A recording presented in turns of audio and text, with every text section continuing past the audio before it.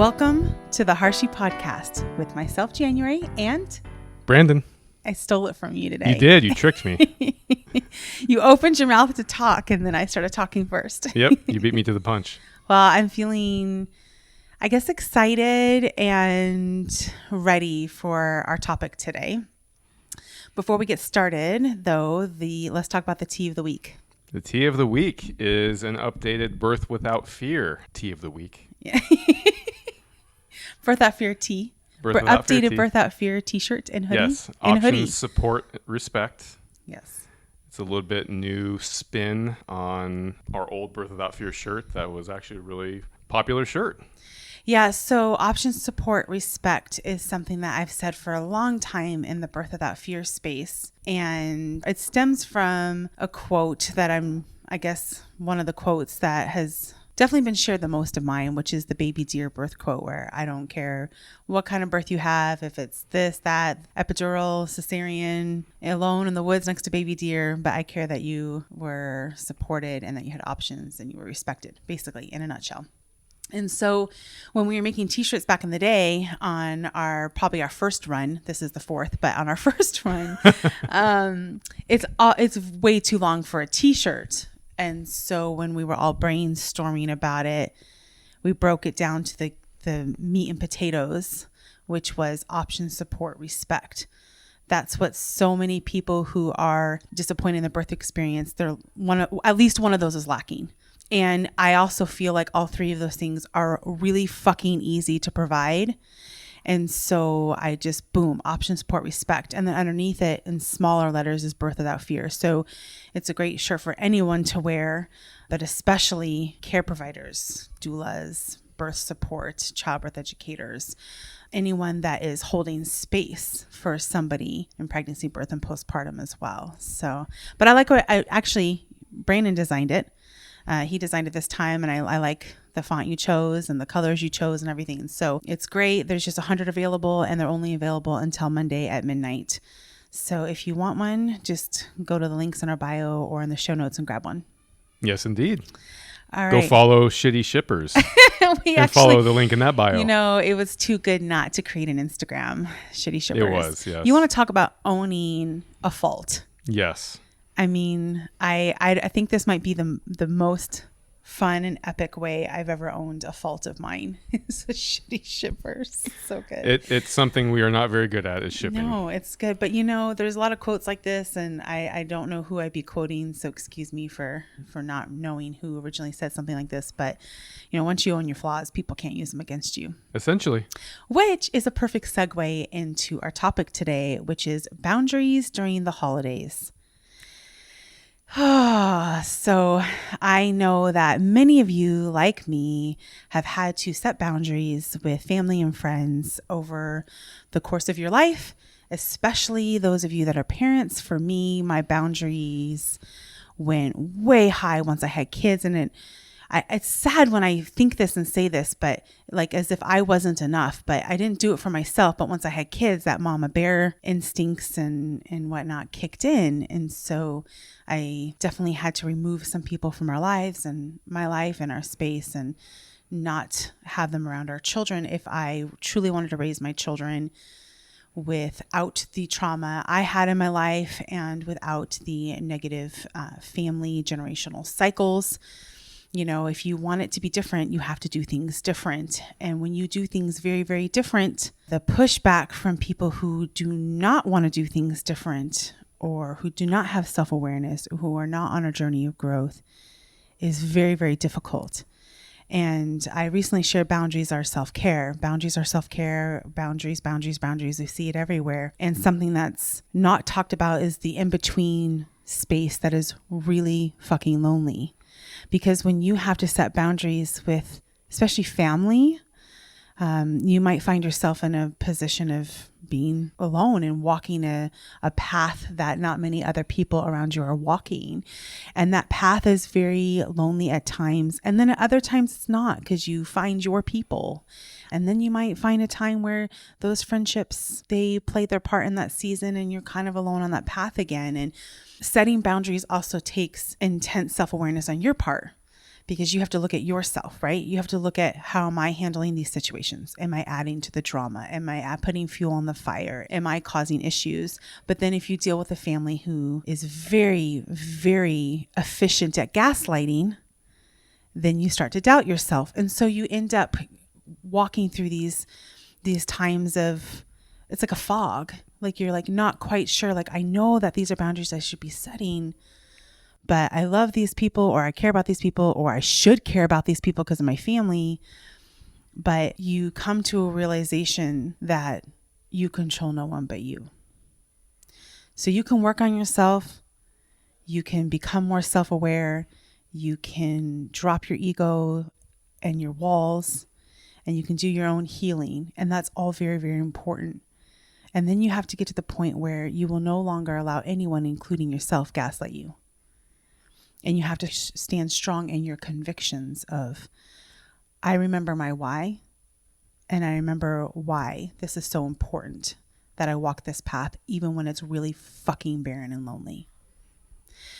And so I wanted to specifically talk about the boundaries and holidays, because the feelings of uncertainty and loneliness can be very, very heightened. Because the people you've set boundaries with that care about you, or you care about, they're feeling that heightened as well, because this is a time of year where you're supposed to all be spending time together, right? Like, this is the hallmark movie time of the year. All the predictable rom-coms, all the happy families, all the traditions. So sometimes your family members might push back on those boundaries a little bit. And sometimes it's manipulative and ill-willed, and sometimes it's not. It's just the dynamics of that familial unit that you have found yourself in. How do you cope with that? How do you deal with that? And how do you reaffirm those boundaries? I think coping with it is going to be different for everyone. And I think we need to have healthy ways to cope. I no longer cope with alcohol. I no longer cope with finding other dramatic situations to, taking your stuff out on people. So for me, the way I cope is to talk to somebody safe. So for me, that was Brandon, or even one of my teenagers, and talk it out loud and to feel safe and heard and validated. And if you don't have someone you can do that with, find someone. There's groups of people on Facebook. There's all other people going through what you're going through. There's, if you can't afford therapy, I know there is a group somewhere for you. So finding ways to cope through this time of the year. Like just today, I was thinking, you know what? I'm going to go to the store and get some vegan cookies and some Coca-Cola and some cards. And I'm going to put on Christmas music and play cards and laugh and drink Coke, because we don't normally have that in the house, and eat cookies with the kids and remember my why. And my why is my children. They're my why. And so when I feel this burden or loneliness or frustration or hurt, I turn back to my why. And then instead of focusing on those negative relationships or those relationships that are struggling, I take that energy and I put it into reaffirming and strengthening and making memories with my kids and my relationship with my kids. So for me, that's like, my kids are always my light. They're always my why, always. And so finding ways to cope for you may look a little bit different. I think it helps when we can find calm, peaceful, contentful ways to cope with this time of year and those struggling relationships. What do you think?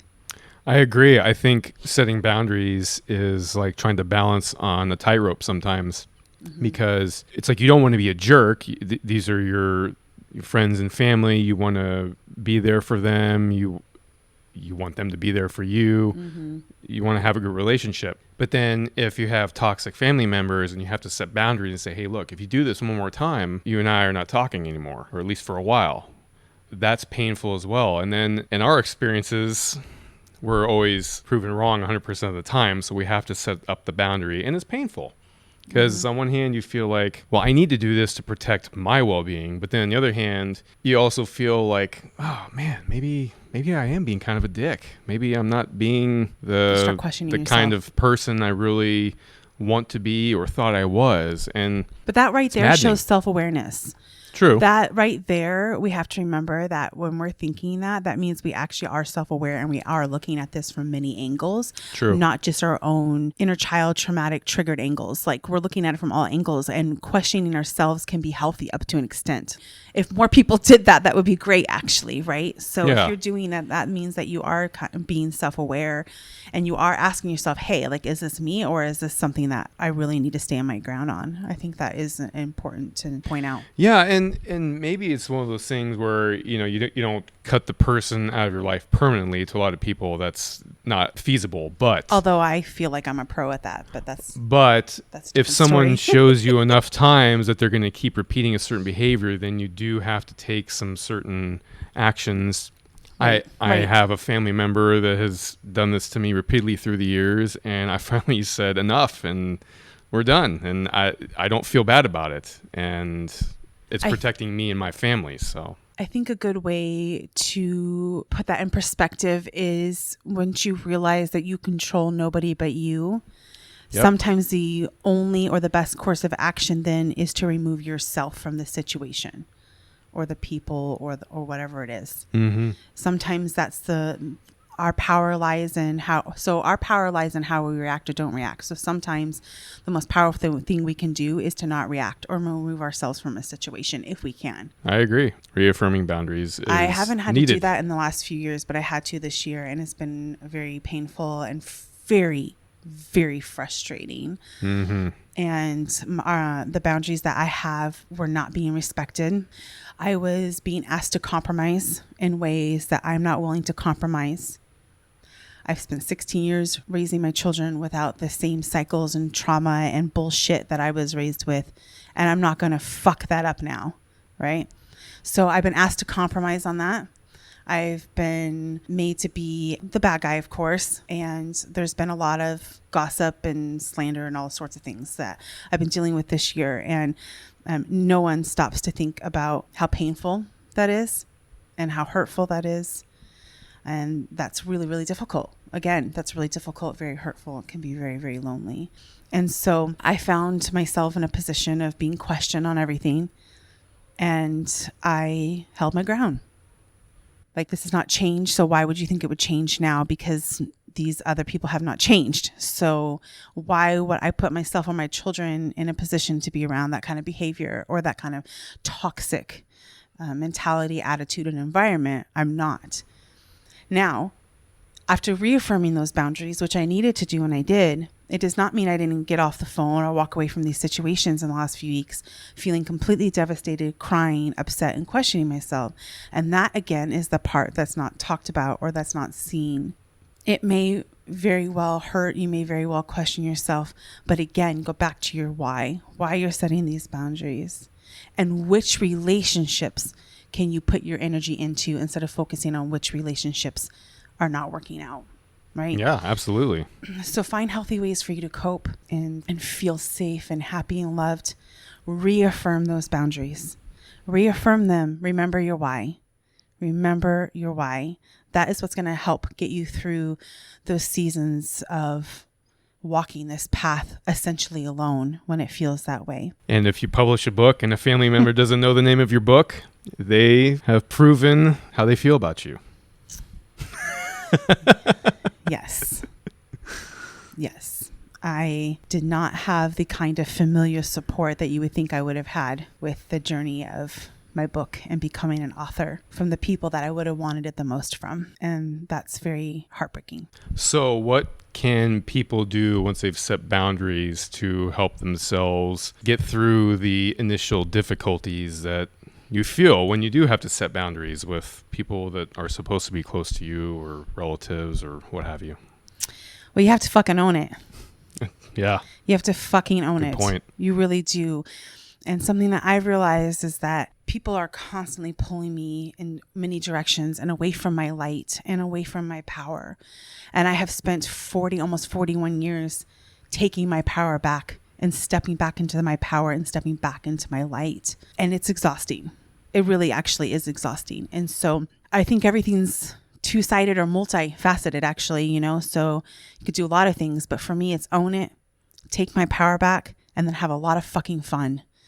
have a lot of fun, and keep moving forward, because I'm not missing out on my kid's life, and I'm not missing out on my life unless I choose to. And part of that, I control no one but me. Well, if I've made this decision, I have to own it, and I have to move forward, and I have to live my life the way I want to live. Like, breaking cycles isn't just setting boundaries. It's also then moving forward and doing things differently.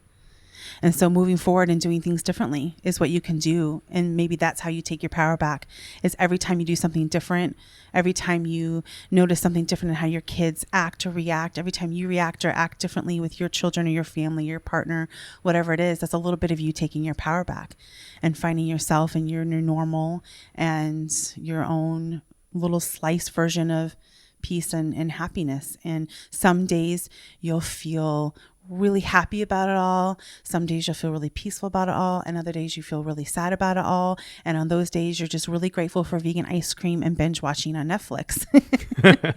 And that's okay. And something that I've realized through all of this is, once you set the boundaries and you move forward, is that it's okay to feel conflicting emotions at the same time. So it's okay to feel like, fuck yes, like, I'm so proud of myself I did that. And holy shit, I am scared as hell. I am so scared right now. Or it's okay to feel at peace about a decision you made, while also feeling sad and having to grieve a loss of a friendship or whatever it is. So remembering that you can have conflicting emotions when you move forward, I think, is really important. Absolutely. What are 3 things you like to do for fun? Oh, so where are you going with this? Well, you said to have fun, so I'm elaborating. What are some things you do for fun? Is this turning into a therapy session? That's out of my scope of practice anyways. No, it's not. It might be on mine. You never know. There's some foreshadowing. 3 things that I like to do for fun. I like to go to the movies. Mm-hmm. And I love to go out to eat. And for a long time, I thought, well, those aren't things that are, no, they are. Those are 2 things that I love to do, that are fun for me and that I really enjoy. And something else I like to do for fun is naked cardio. Naked cardio is great. Yes, my 3 would definitely include naked cardio. Yes. And I definitely like eating out with you. I like to eat out for every meal. I've just gotten to the point where I hate cooking. I hate cooking. I even just hate grabbing something out of the pantry. Like, the act of just grabbing something just feels too hard sometimes. I know you're talking right now, but all I can think about is how you said you love naked cardio and you love eating out with me. And it's just, I'm done. Like, oh, I see. I'm glad you said the with you. What's your 3rd thing? Let's just move on before this goes really south. Gosh, your mind's in the gutter. I can't believe it. It really is. Oh, and guitar. And guitar. Yes. Yeah. Music. Which I was doing before we hit the record button on the podcast. Yes. Yes. And you said, I feel so much better.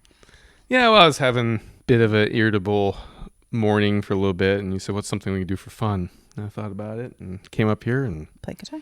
Fired up the amp and started shredding. You know, the saying is the little things in life. I actually feel like that's a saying that stems from stuff like this. Mm-hmm. Because I don't know why life has to be so hard. I've looked for all the answers to that, every religion, everything, and we can come up with 1,000 reasons right now why that might be the case. But what I do know is it's always impermanent, and that finding joy in the little things is really what does help us get through the day.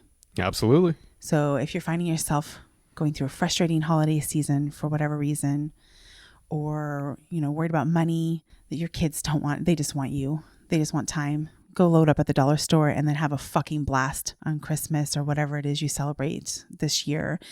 And just enjoy as many of those little things as possible. As many sunrises, as many sunsets, as many hands of gin, Yahtzee, whatever you play, as many walks, as many treats and snacks and just whatever, shows, movie, whatever it is for you, walks, therapy, I don't care, baths, whatever it is, just enjoying those little things. They really, really do help us get through the hard seasons and hard moments.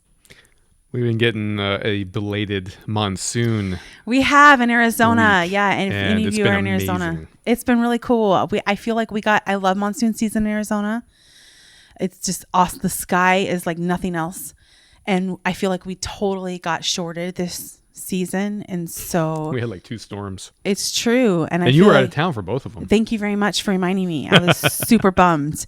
It was complete Murphy's Law. It was unbelievable. You've got your monsoon this past week. But I have, and I've loved it. It's wonderful. So yeah, it's been really, really cool. So enjoying that. I'm enjoying that. But there you go. anyways, I really wanted to talk about this today. I think it's something I needed to talk about with my village for me, but also I know that if I'm going through it, that I'm not the only one. And so I wanted some of you to feel some solidarity in that too. And I just hope that the rest of this holiday season has a little bit more peace and love and support and solidarity for you.